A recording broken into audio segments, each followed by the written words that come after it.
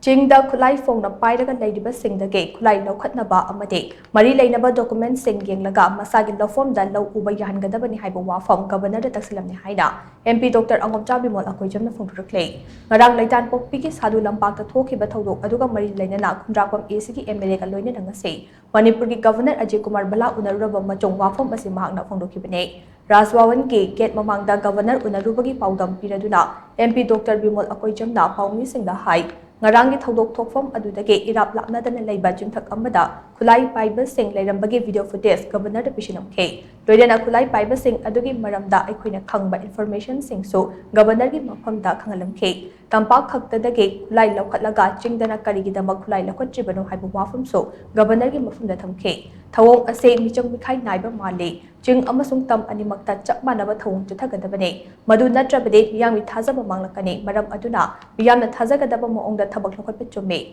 pambai ama sizinaraga law unabagi thawrang lokhatkadabani haina Governor da takshillamle Amaromda ngarangi thodok ado maitei miyamda kaihobane nupi angang sing leina akampet ngang sakba amade nauri kapsulakpagi thawong aduna mahausagi fibam hanjanlaknaba honariba asida akaiba lakani hainaso Governor gi puning chinsilamkhe wapham sing adu taraba matungda chap chawa thabak lokhatkani haibagi thajaba Governor na piraki haina MP Dr. ANgomcha Bimol Akoijam da makha tara phongdokhe Migi low ugadaba mafam pata paijaba yauribani any community is no my pata paibalam the low one by the low one by say ensure to bom change ko sakana to bom change to lokhatpio necessary action law na traga di peace among derail to gune na disarm to the su hill is young to town bona bu na traga one sided or ga di su hana dagi mistrust me am labor trust deficit me am le ke su apabo ro ko ga na central security force wagera mani police wagera moi si recover to bom change moi ge trust ko adu to wasuma masam sa thole isna mistress or ge hen wani anna no low shu na nam na to hona bi on hairame ko na ko ma local lakane hai ma hoji su kano ko ge official chief secretary ne DG ne duga ko ge security advisor moi hum ngailen ma khoina tholok pa Amaromda Governor unaba yauruba khumdrapam ACG MLA DS location na paumising da hai loupham gi pata karam furup ki mioi singi mingda leibage haibadu yenglaga lau uba yanaba thawrang khotkadabane arang thodok thokriba mafam adu mahagi assembly constituency manung chanba maramna mafam adugi wari wakhong pumnamak chapchana khange hauzik asi lau uba hobgi matam oirapam maramna laumi miyami apamba khangna thabak lokhatpiyo haina Governor gi mafamda taksinkhre maduda Governor na chu chapchaba thabak lokhatkani haibage thajaba pirakhe Governor ga unaba aduda chinggi mafam singdage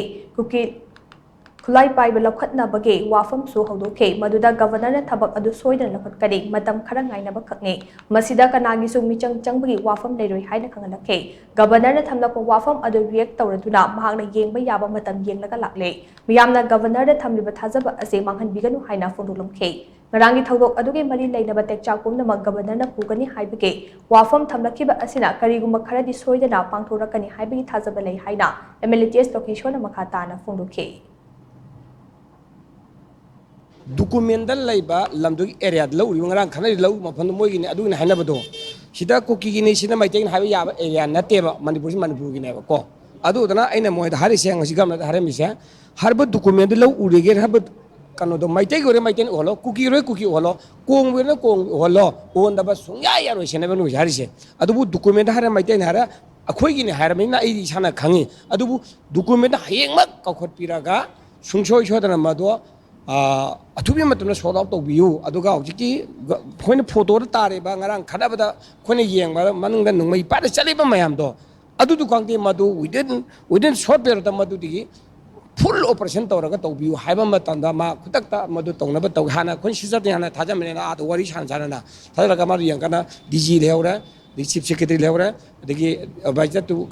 Security Baja Leora, Mojum Leora, Patan Toraga, the highway.